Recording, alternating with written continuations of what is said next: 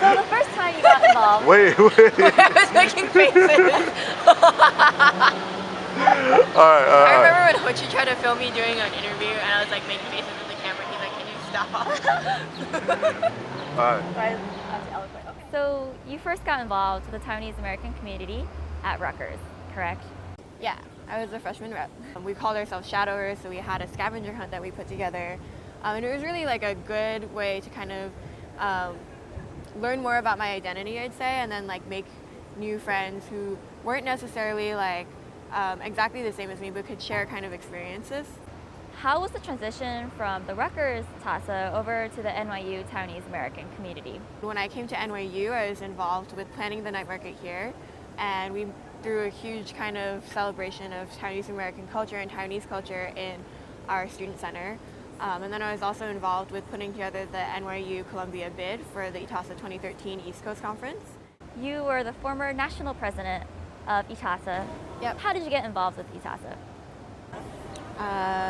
So I actually didn't go to, so ITASA has 3 conferences a year, and it's in the East Coast, Midwest, and West Coast. And when I was a freshman, I actually didn't end up going to East Coast Conference, but all my friends came back and told me they had a great time, and then they met all these new friends who started coming to Rutgers ITASA events.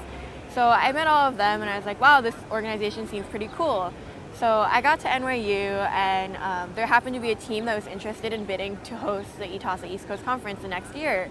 And they had heard that I was involved in ITASA, and they're like, hey, do you want to get involved?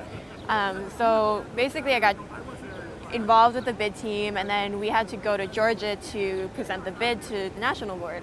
So we couldn't afford $300 flights for like 20 people to go to Georgia. So what we did was actually coordinate a bus ride for like 18 hours, and we drove from New York all the way down to Georgia. That was my first ITASA event, East Coast Conference in 2012 at Georgia Tech. And I met all these new people who were from different schools, on national board, on different TASAs. And then I was like, wow, I was like really inspired. So I ended up applying for national board the next year. Congratulations for graduating from NYU recently. Do you have any future plans for your involvement in the Taiwanese American community?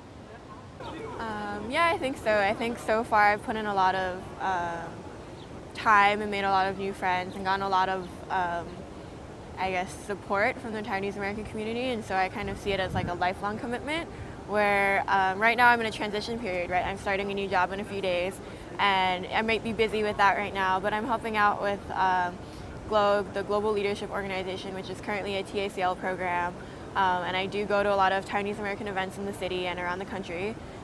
So I do see myself kind of being involved for the long run. Thank you for taking time out of your day today to come speak with us to our talk on Taiwan. You mentioned earlier about the Global Leadership Organization. Okay.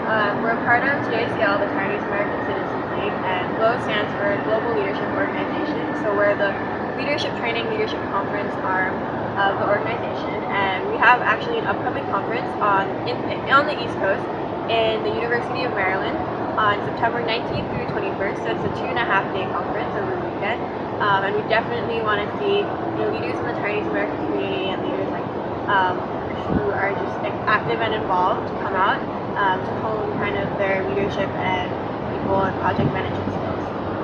And registration for that will be up in a few weeks. That's exciting. Is there a website? Yeah, so the website's wearegloballeaders.com. Or you can go to tacl.org/leadership. I'm looking forward to all your future